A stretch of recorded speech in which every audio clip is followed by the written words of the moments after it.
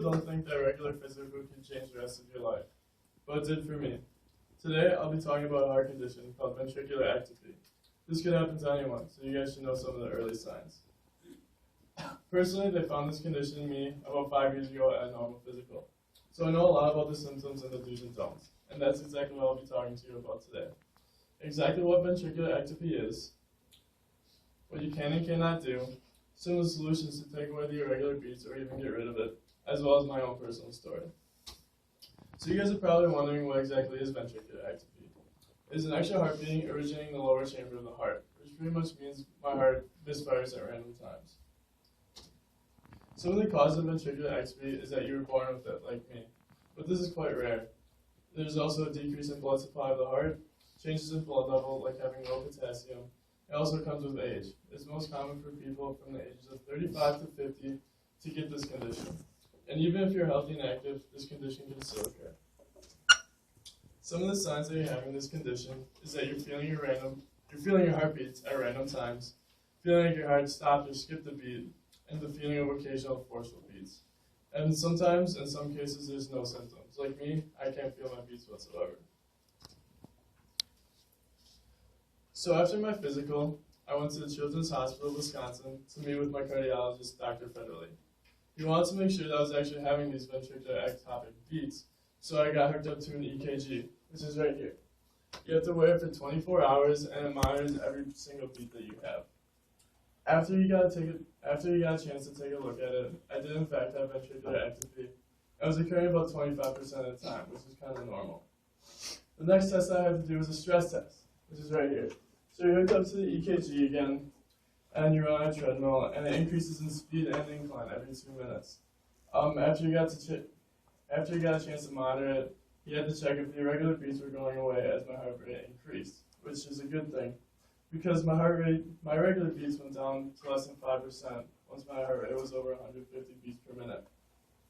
And this is just a basic chart of an EKG chart. These are like normal beats, and then this would be like an irregular heartbeat that's happening. So once I learned that I had ventricular ectopy, the doctor went through some conditions with me and some limitations that I can and cannot do. So no caffeine, no alcohol, no tobacco, and in some cases your exercise is limited, but it changes from person to person. So everything was going fine. I was getting checkups every 6 months. My irregular beats were starting to be normal until last summer.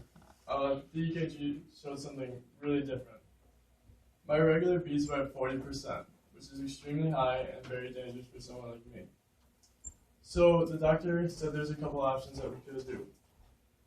First, you could leave it as is. For most people, they do because they don't really feel the beats or it's not really bothering them. But for me, this wasn't really an option because my regular beats were so high. The next option was to take some medication. What is called as a beta blocker. And what essentially it does, it blocks the irregular beats from happening. This medication is relatively safe and has little side effects. So my doctor and I started out with that, but after 2 months, it did little to nothing. So the last option that I had was to have a procedure. Its full name is an electrophysiology study and catheter ablation. It's also known as an EP study. It finds out exactly where your irregular beats are occurring, and then it'll take a catheter through either your groin or your neck to get rid of that certain area. Hopefully it causes the irregular beats to decrease or even completely go away. This procedure takes 3 to 6 hours, and in 2 to 3 days you're back to normal. So I decided to go with this procedure over spring break. Everything went great. I'm hopefully getting some results through an EKG in the summer. Ventricular ectopy is a condition that can affect anyone, so you should know about the symptoms as well as the risk of having this condition. I hope you learned something new about this heart condition as well as me. If you feel any discomfort or weird beats, make sure you talk to your doctor and make sure you manage your alcohol and drugs before you're able to manage it. Like I said before, you never know when one simple physical could change the rest of your life. Thank you.